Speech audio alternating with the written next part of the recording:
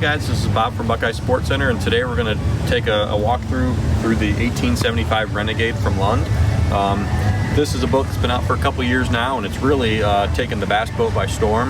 The bass boat market, it's a very unique product in that it's got Lund's IPS hull, but at the same time in a bass boat configuration. So a few things that are kind of unique about this boat is the width of the boat, and the way that the boat carries its width all the way through the bow area is unique. And then the bottom of the boat typically is going to be a little bit wider than most bass boats, so it's going to create a much more stable platform.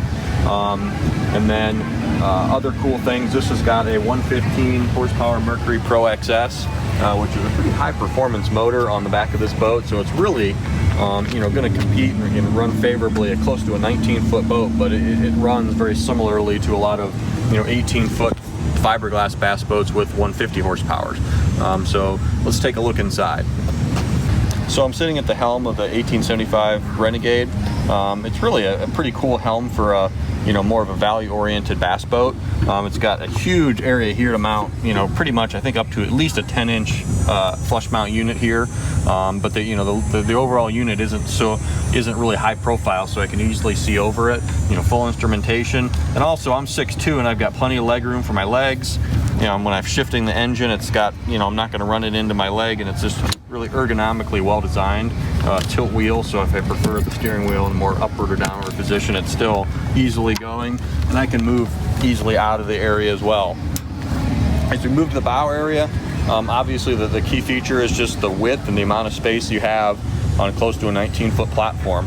A nice big live well in the middle of the boat, right here, and also just a ton of storage on either side. All three of these are storage compartments.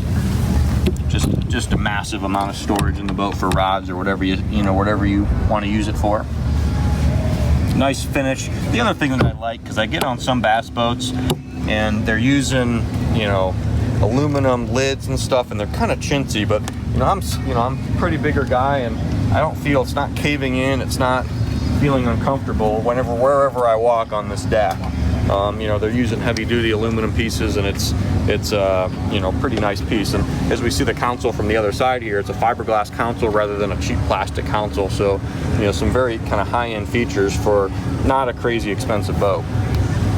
As we move to the rear deck, we have your primary live well with a pump out feature in the back. This particular boat has the second, it's a crappie setup that has the 3 seat bases in the front, and then the second live well. That's a feature available on the crappie edition, but not standard on all the Renegades. And then obviously really good sized rear deck, not an oversized splash pan area, so you still have a lot of deck space on either side, so really maximizing the amount of deck space on on the 19-foot platform. So thanks again for taking a look at the 1875 Renegade with us, and check out our inventory at BuckeyeSportsCenter.com and let us know if you have any questions.